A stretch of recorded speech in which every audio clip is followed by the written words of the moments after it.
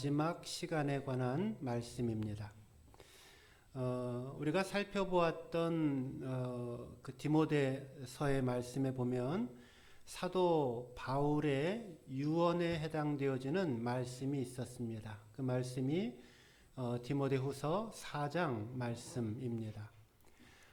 이것과 유사하게 오늘 우리가 상고하는 이 이 베드로후서 1장 12절로 21절까지의 말씀은 베드로가 그 인생 말년에 사랑하는 성도들에게 남겨준 유언과도 같은 하나님의 말씀입니다. 어떤 일이든지 시작이 있으면 끝이 있습니다. 우리 인생도 마찬가지입니다. 우리 모두는 이 땅에 태어나서 저마다의 삶을 시작을 하지만 예외 없이, 한 사람도 예외 없이 저마다 인생의 끝, 인생의 종말을 맞이합니다. 많은 사람들이 이 땅을 살아가면서 내가 얼마나 오랫동안 살 것인가, 이것을 중요하게 생각합니다. 또 얼마나 건강하게 무병장수하면서 살 것인가, 이것이 이 땅에서 살아가는 사람들의 대부분의 소망입니다. 그런데 무병하고 장수하고 병 없이 오래 사는 것보다 훨씬 더 중요한 인생의 질문이 있습니다. 그것은 내가 이 땅을 살아가는 동안에 얼마나 잘 살아가고 있느냐입니다. 또한 내 인생을 마칠 즈음에 우리는 어떤 죽음으로 내 인생을 맞이할 것인가? 이것이 훨씬 더 중요한 질문입니다.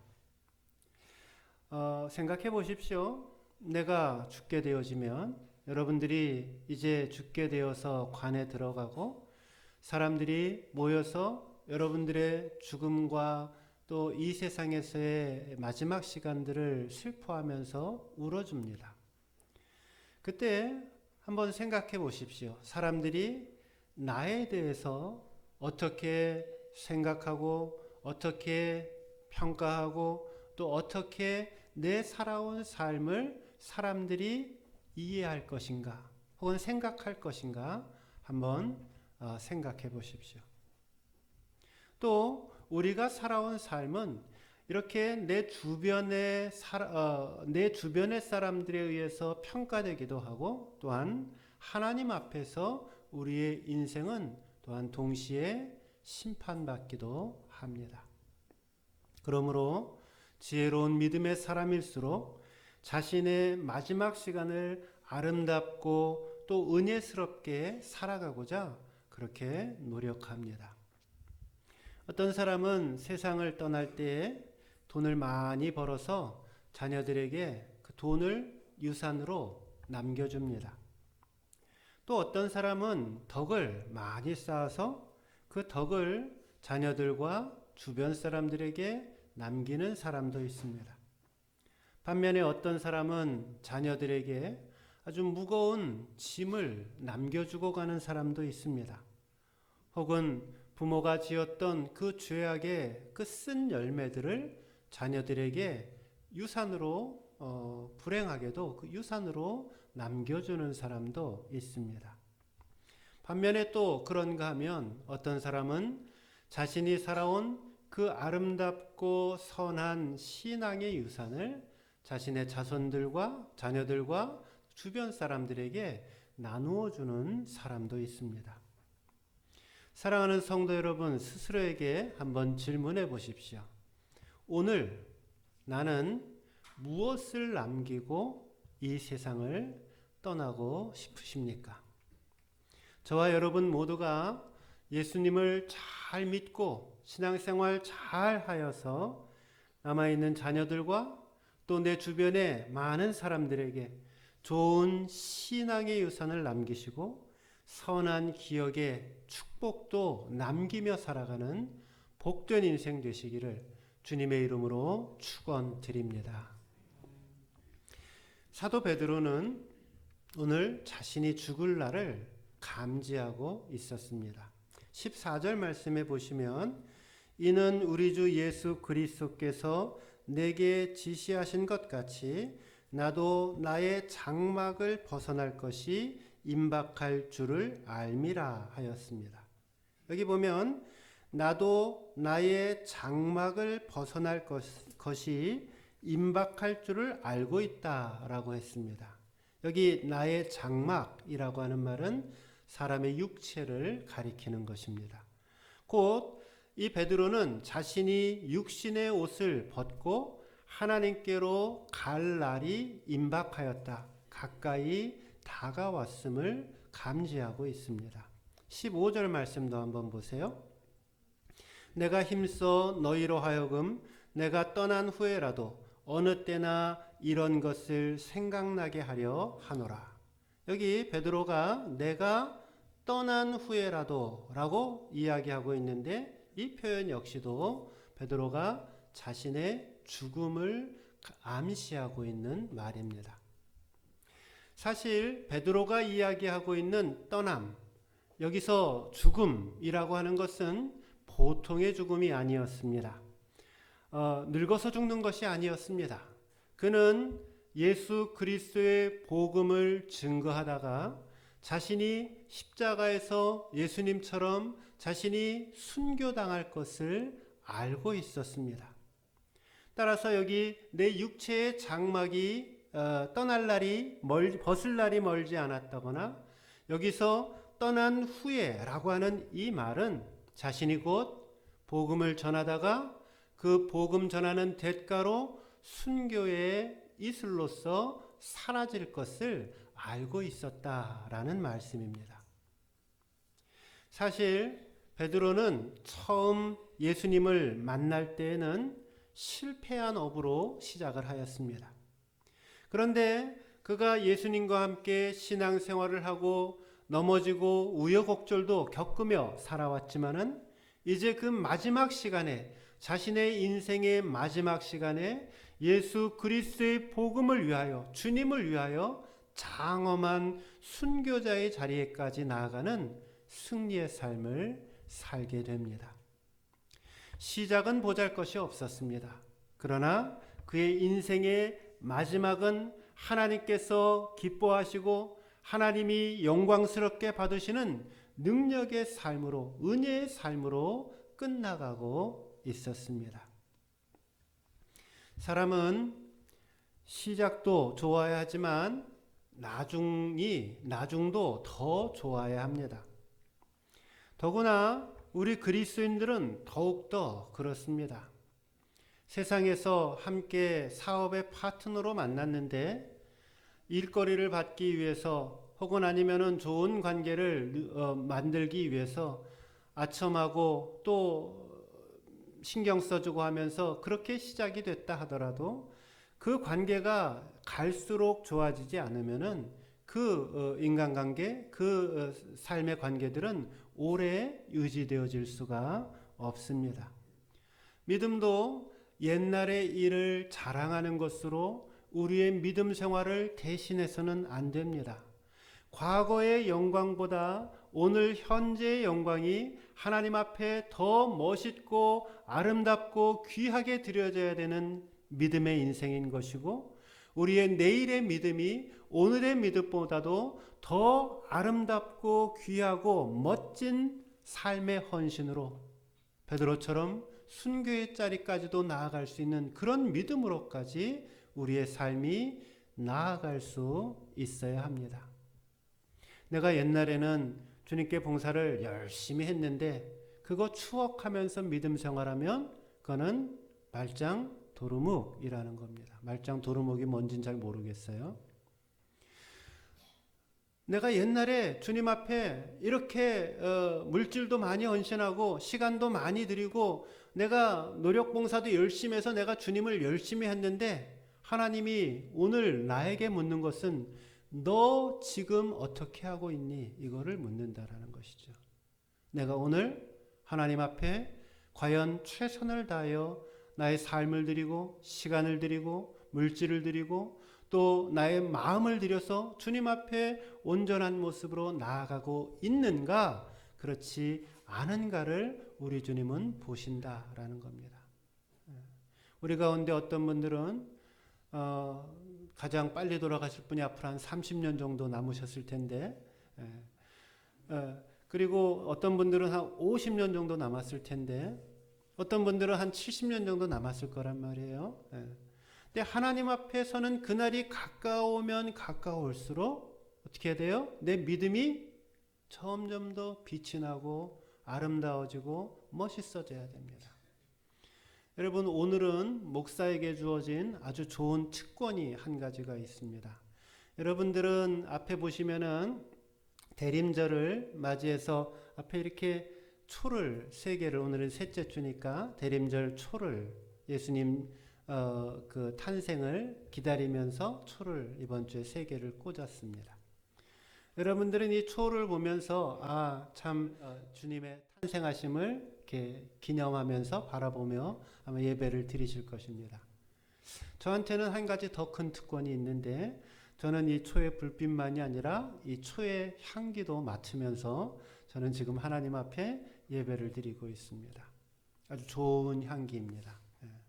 마음이 가라앉을 정도로 아주 은은한 향기를 품으면서 그렇게 이 초가 불타고 있습니다. 우리의 인생이라고 하는 것, 저와 여러분의 인생이라고 하는 것이 하나님 앞에 가까이 오면 가까이 올수록 이렇게 아름다운 불빛을 내고 아름다운 향기를 내고 멋있는 인생으로 조금씩 조금씩 변화되어 나아가야 할 줄로 믿습니다. 이제 사도 베드로는 자신의 인생의 마지막 시간을 맞이하면서 자신이 섬기고 있는 그 믿음의 백성들에게 어떻게 하면 우리가 믿음의 자녀들처럼, 신앙인의 자녀들처럼 우리가 살아갈 수 있을까, 최후의 유언과도 같은 권면을 주십니다. 사도 베드로가 주신 최후의 권면은 무엇이고, 우리는 어떻게 살아야지 하나님의 자녀들답게 사는 것입니까? 하나님 자녀답게 살아가기. 첫째, 살아있는 영적 체험을 하라입니다. 한번 따라해 보세요. 살아있는 영적인 체험을 경험하자. 네. 16절부터 18절까지 말씀인데요. 기니까 제가 읽어드릴게요. 16절에서 18절. 우리 주 예수 그리스도의 능력과 강림하심을 너희에게 알게 한 것이 교묘히 만든 이야기를 따른 것이 아니요 우리는 그의 크신 위엄을 친히 본 자라. 지극히 큰 영광 중에서 이러한 소리가 그에게 나기를 이는 내 사랑하는 아들이요 내 기뻐하는 자라 하실 때에 그가 하나님 아버지께 존귀와 영광을 받으셨느니라. 이 소리는 우리가 그와 함께 거룩한 산에 있을 때에 하늘로부터 난 것을 들은 것이라. 16절 마지막 절에 보면 우리는 그의 크신 위엄을 친히 본 자라. 예수님의 큰 위엄을 친히 본 사람이다 라고 이야기를 합니다. 그리고 18절에도 보면 마지막 부분에 저 18절에 보면 이 소리는 우리가 그와 함께 거룩한 산에 있을 때에 하늘로부터 난 것을 들은 것이다 라고 이야기를 합니다. 그러니까 지금 사도 베드로는 자기 자신을 가리켜서 나는 예수님의 크신 위엄을 친히 본 사람이다 라고 말씀하고 있는 것입니다. 그리고 거룩한 산에 있을 때 하늘로부터 음성이 나는 것을 들었고 그 하늘로부터 난 그 음성을 직접 들은 장본인이다 라고 이야기를 합니다. 여러분, 지금 이 말씀이 성경에 무슨 이야기를 이야기하고 있는 것이냐면 변화산상이라고 하는 것 있죠. 예수님께서 어느 날 제자들 3명을 베드로와 야고보와 요한을 따로 부릅니다. 그리고 그들과 함께 산으로 올라가세요. 그리고 그곳에서 이 예수님께서 자신의 십자가 사명을 감당하기 바로 직전에 이제 하나님과 만남을 기도하게 되어지고 그 사이에 이 예수님께서 얼굴이 변화되어지고 새롭게 되어지는 그러한 놀라운 역사를 경험하게 됩니다. 그곳에서 마치 모세가 시내산에 올라가서 하나님의 쉐키나의 영광을 보았던 것처럼 이 베드로는 그 예수님과 함께 올라갔던 그 변화산상에서 이 쉐키나 하나님의 영광을 본 것입니다. 이 영적인 체험이 베드로에게 얼마나 강력하게 다가왔는지 자신의 인생의 마지막 시간까지 나는 그 변화산상에서 나는 예수님의 그 영광을 보았어. 나는 내가 본 그 하나님의 놀라운 예수 그리스도의 쉐키나의 영광은 내가 결코 잊을 수 없어. 내 삶과 내 사역을 감당하게 하는 가장 큰 믿음의 원동력이야 하며 자신의 이 영적인 체험을 사람들에게 선포하고 있는 것입니다. 성도님들에게 한 질문을 드립니다. 여러분들은 신앙생활을 하시면서 이런 영적인 체험이 있으십니까? 제가 말씀드리고 있는 영적인 체험이라고 하는 것은 하나님과 나만이 알고 있는, 하나님과 나만이 갖고 있는 이 긴밀한 만남이 내 안에 있느냐라고 말씀을 드리는 것입니다. 우리는 사도들이 예수님을 직접 보았던 것처럼 볼 수가 없습니다. 변화산상에 올라가서 예수님을 만났던 것처럼 예수님의 영광을 보았던 것처럼 그 예수님의 영광을 볼 수 없습니다. 하늘의 음성을 베드로가 들었던 것처럼 우리는 직접 그 하늘의 음성을 들을 수 없습니다. 그런데 하나님께서는 오늘도 우리에게 살아있는 영적인 체험을 허락하십니다. 어떻게 이런 영적인 체험이 가능할까요? 하나님의 영, 성령님이라고 하는 것은 헬라말로 푸뉴마라고 하는 말입니다. 그리고 사람의 영혼이라고 하는 헬라어는 똑같이 푸뉴마입니다. 하나님의 영도 푸뉴마이고 사람의 영도 푸뉴마입니다. 그 차이점을 두기 위해서 성경은 하나님의 영 푸뉴마는 대문자 푸뉴마로 표시를 하고 사람들의 영혼에 해당되어진 푸뉴마는 소문자 푸뉴마로 표시를 합니다. 따라서 우리가 이 살아있는 영적인 체험을 얻을 수 있는 그 방법은 나의 푸뉴마가 하나님의 푸뉴마와 서로 만나는 것입니다. 내 영혼이 하나님의 영 성령님과 만나게 되어질 때에 그때 우리는 살아있는 영적인 체험을 할 수가 있습니다. 그래서 믿음 생활에 있어서 그렇게 중요한 것이 성령님께 내 생각을 맡기고 성령님께 내 마음을 맡기고 성령님께 내 삶을 내어 맡기는 것이 그토록 중요하게 다가오는 것입니다. 기독교는 이성의 종교입니다. 결코 기독교는 이성의 역할을 약화시키지 않습니다. 실질적으로 지난 2000년의 기독교의 역사는 어떻게 하나님의 사랑과 하나님의 말씀을 인간이 제대로 이해할 수 있을까 끊임없이 노력하고 또 연구해온 그 결과가 2000년의 기독교의 역사입니다. 그런데 이 믿음이라고 하는 것은 단지 이성의 작용에서 끝나는 것이 아니라 이 이성을 뛰어넘어서 우리의 영혼이 하나님 앞에 온전히 열려서 내 영이 하나님과 만나게 되어질 때 거기에 진정한 믿음의 역사가, 삶의 역사가, 신앙의 역사가 시작되는 것입니다.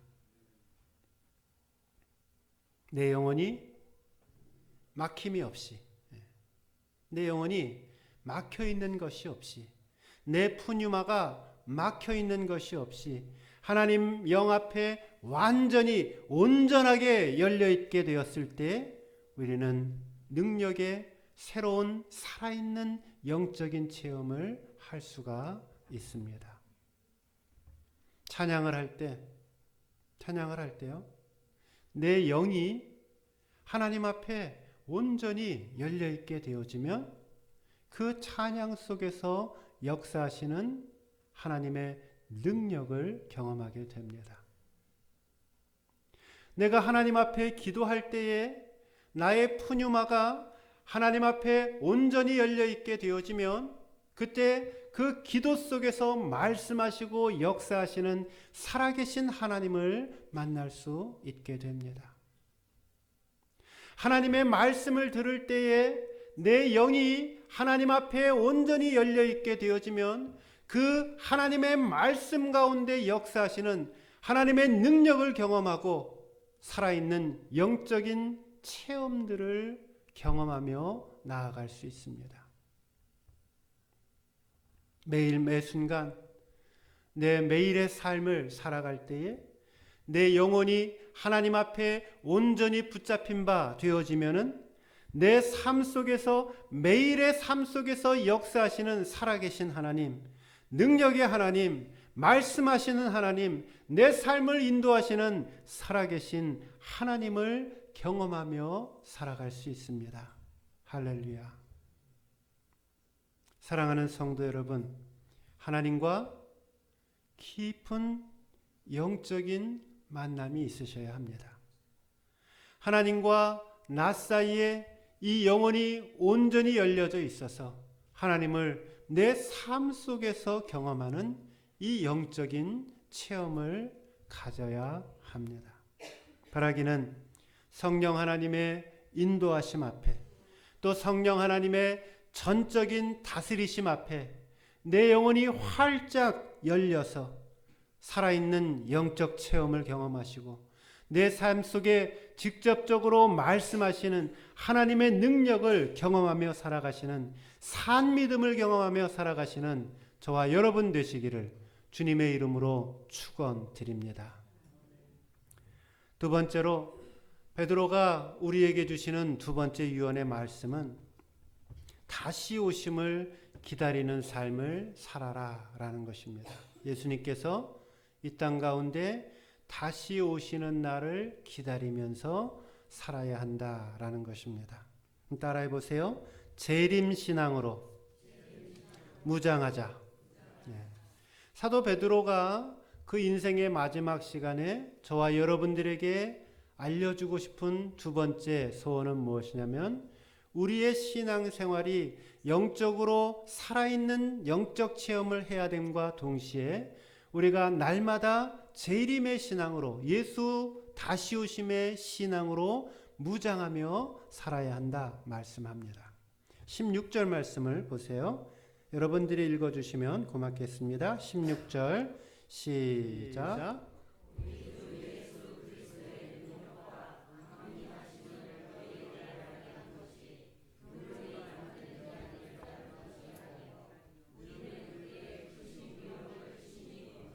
네, 감사합니다.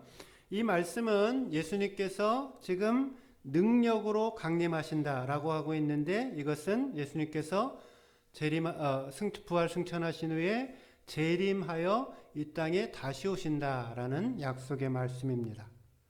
베드로의 권면은 너희가 이 땅 살면서 신앙생활하면서 꼭 간직해야 할 믿음이 있는데 예수님께서 다시 우리 가운데 오신다라는 이 사실을 간직하며 믿으며 살아야 한다 말씀합니다.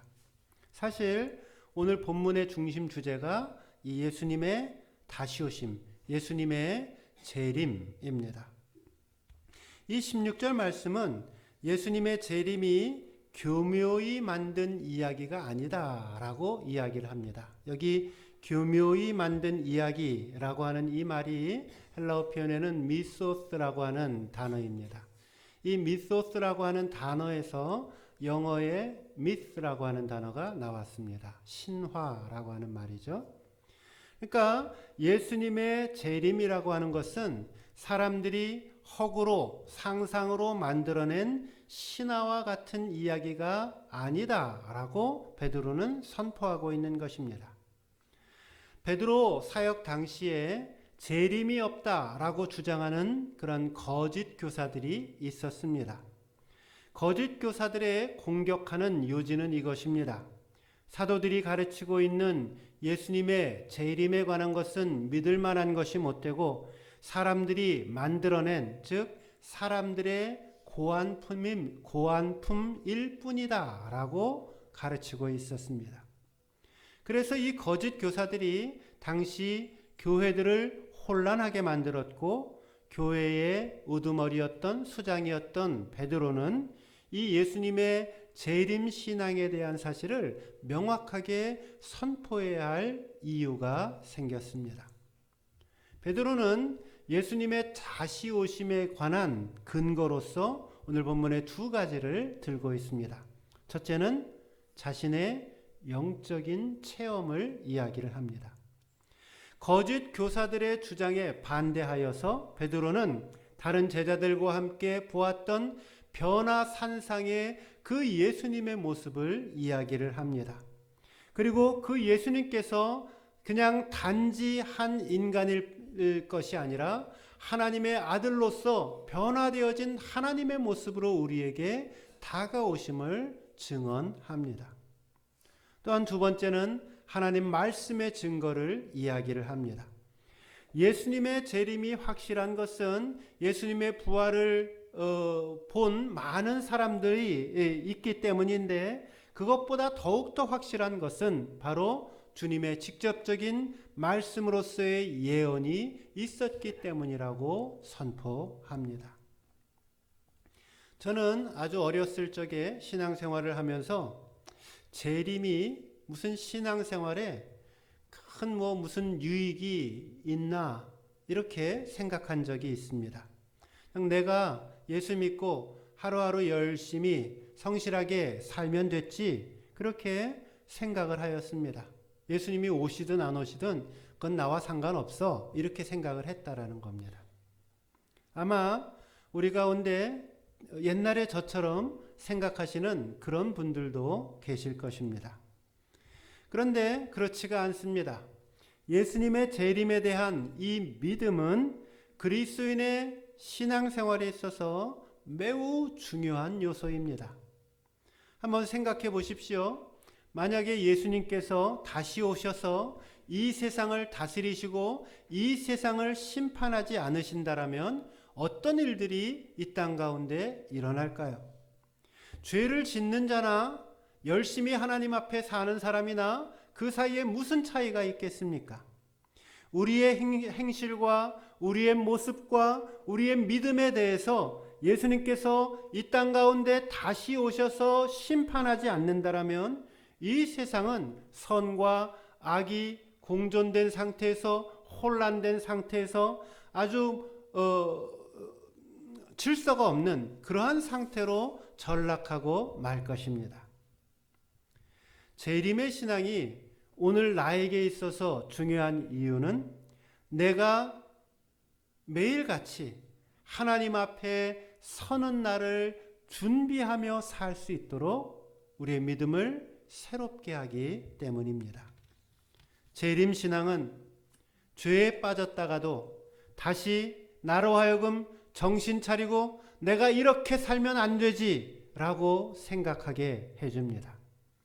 재림신앙은 때때로 낙심하고 낭망하여서 영적인 게으름과 영적인 방종 속에 빠졌더라도 다시 하나님 앞에 내가 이렇게 살면 안 되지, 내가 하나님 앞에 다시 내 삶을 평가받을 날이 올 것인데 하며 정신을 차리게 해줍니다.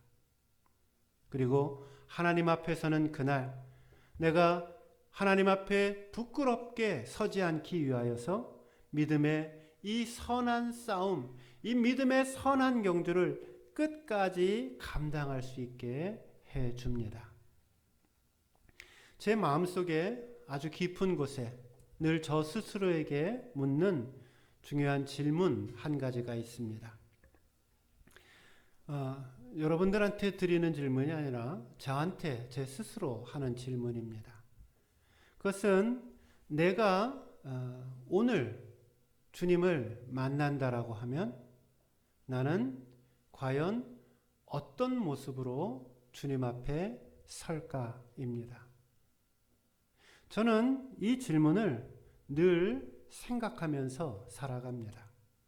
이것이 저에게는 영적인 채찍질이 되어지고 제 삶을 돌아보는 삶의 반면 교사가 됩니다.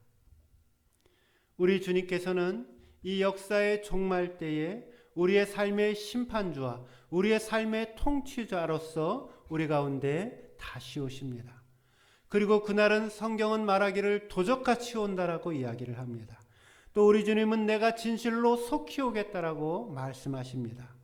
따라서 오늘 우리는 우리의 매일의 삶 앞에서 주님의 다시 오심을 준비하며 깨어 기다리며 살아야 합니다.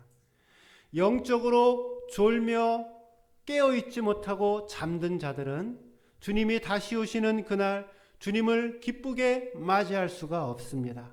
등을 준비하고 기름을 준비하고 항상 주님을 맞이할 채비를 간직하며 살아가야 합니다. 바라기는 우리 모두가 주님과 다시 만날 그 시간, 그날을 소망하면서 깨어있어 주님 앞에 서는 그날에 부끄럽지 않도록 하나님 앞에 담대히 설 수 있도록 우리의 삶을 매일같이 채찍질하며 재림신앙으로 무장하며 살아갈 수 있기를 주님의 이름으로 축원드립니다. 마지막 세 번째는 영원하신 하나님의 말씀대로 살아가자입니다. 한번 따라해 보세요. 말씀대로 살아가는 인생이 되자. 하나님의 말씀대로 살아가는 인생이 되자. 여러분은 저랑 헤어지기 전까지 이 말은 계속 들을 거예요. 왜요? 이 말은 우리 교회가 세워진 교회의 존재 목적이니까요. 우리 교회의 첫 번째 사명이니까요. 우리 교회가 사랑동산교회가 여러분 제가 목회를 시작한 이유가 왜 목회했다고요? 저와 만나는 하나님께서 함께 만나게 해주시는 성도들이 하나님 우리의 삶 속에 하나님의 말씀을 말씀되게 하는 그런 믿음의 공동체, 말씀의 공동체를 만들기 위해서 저는 목회를 사랑동산교회를 시작했다라고요. 좋든 싫든 여러분이 저랑 같이 신앙생활 하시려면 하나님 말씀에 외면하지 아니하고 어찌하든지 하나님의 말씀 붙들고 그래 내가 이 하나님 말씀 붙들고 내 삶 속에 그대로 실천하며 말씀이 내 삶 속에 어떻게 이루어지는지를 내가 목도하고 하나님이 내 인생을 하나님이 우리의 인생을 어떻게 이끌어가는지를 내가 한번 지켜보자. 이 믿음을 가지고 우리가 살기 위해서 모인 공동체입니다. 여러분 믿으십니까? 20절 21절 말씀 보십시오. 20절 21절 여러분들이 읽어주시면 고맙겠습니다. 시작.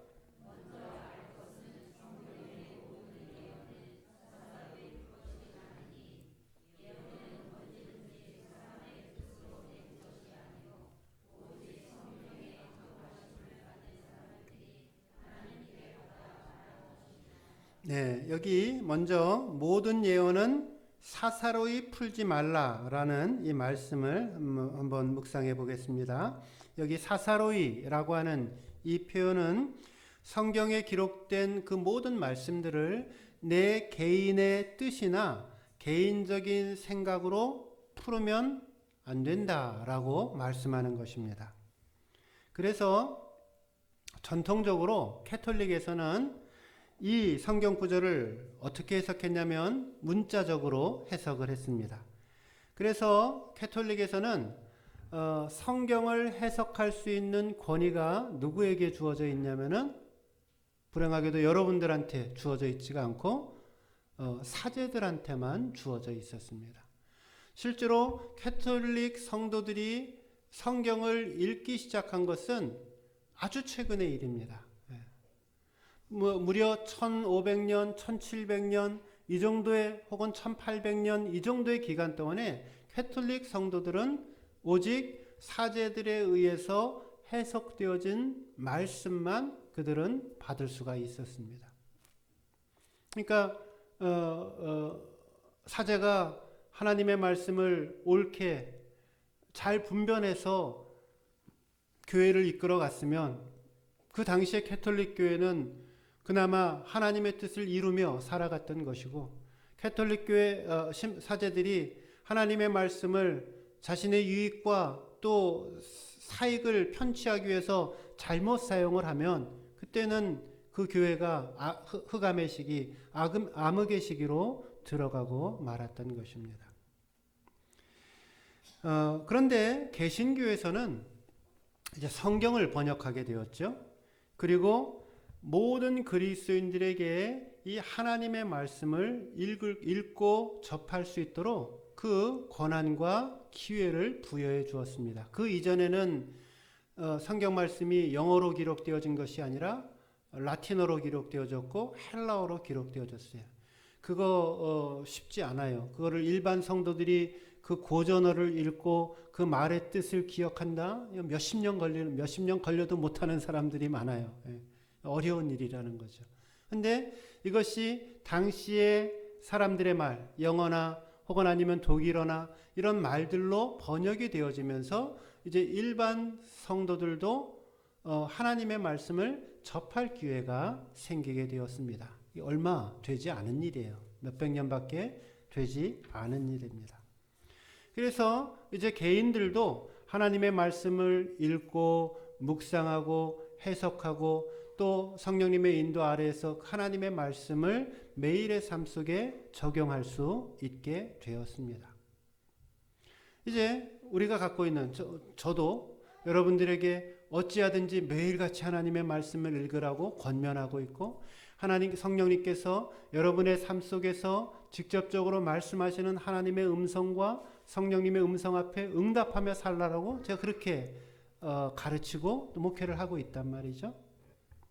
그러면 오늘 본문이 이야기하고 있는 성경을 사사로이 풀지 말라라고 하는 이 말은 어떻게 이해해야 합니까? 저는 이 말을 사사로운 목적으로 하나님 말씀을 풀지 말라라는 뜻으로 이해합니다. 성경은 스스로 하나님의 말씀이 말하게 해야 되는데 내 목적과 내 생각에 맞추어서 성경 말씀을 자신의 삶 속에 끌어다 대는 경우를 말합니다. 예언은 언제든지 사람의 뜻으로 난 것이 아니라 말씀을 했는데, 성경은 사람의 뜻으로 지어진 책이 아니라 말씀했는데 내 개인의 생각, 사람의 개인의 사상으로 억지로 교묘하게 하나님의 말씀을 풀어내면 안 된다라는 것입니다. 성경 말씀이 우리의 삶에, 우리의 신앙의 모든 부분에 있어서 기준이 되어야 합니다. 여러분, 제가 우리나라 기독교 신학 협의회 비슷한 게 있는데 각 교단에서 한 명씩 그 추천을 받아서 전국 교단, 그러니까 전체 기독교회가 우리가 하고 있는 신학이나 혹은 아니면은 우리가 하고 있는 어떤 목회나 혹은 학교나 혹은 교수나 혹은 목사들이 제대로 정상적인 신앙 바운드리 안에서 신학을 하고 있는지를 이렇게 점검하고 또 판단하는 그런 어떤 위원회가 있습니다.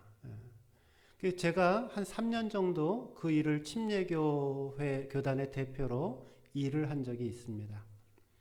그런데 이제 각 교단에 저를 제외하고 각 교단의 기라성 같은 학자들과 목사님들이 모여서 같이 회의를 합니다. 그러면 이제 어떤 사람이나 혹은 어떤 단체나 이런 것들이 적법한지, 하나님 말씀에 맞는지 틀린지를 이렇게 판가름하고 의견을 내게 돼 있습니다. 그런 의견들을 이제 이런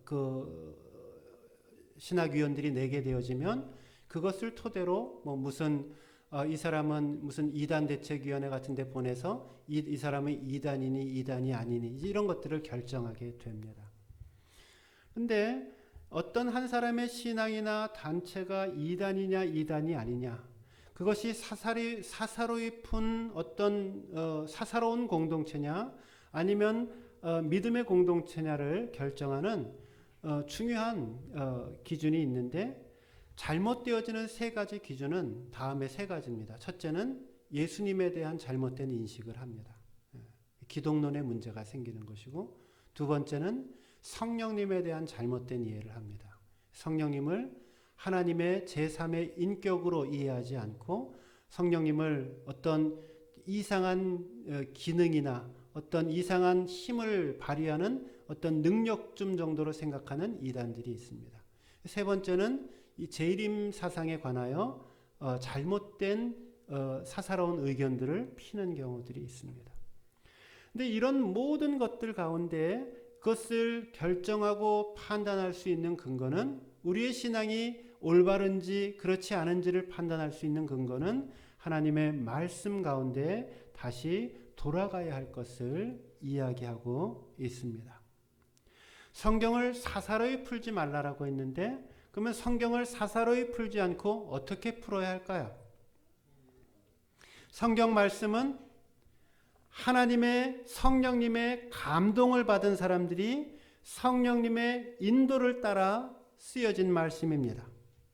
성경이 성령님의 감동으로 기록되어진 그 글이 분명하다라고 우리가 믿는다라면, 성경을 푸는 열쇠, 그것도 유일한 열쇠도 오직 성령 하나님 뿐이십니다.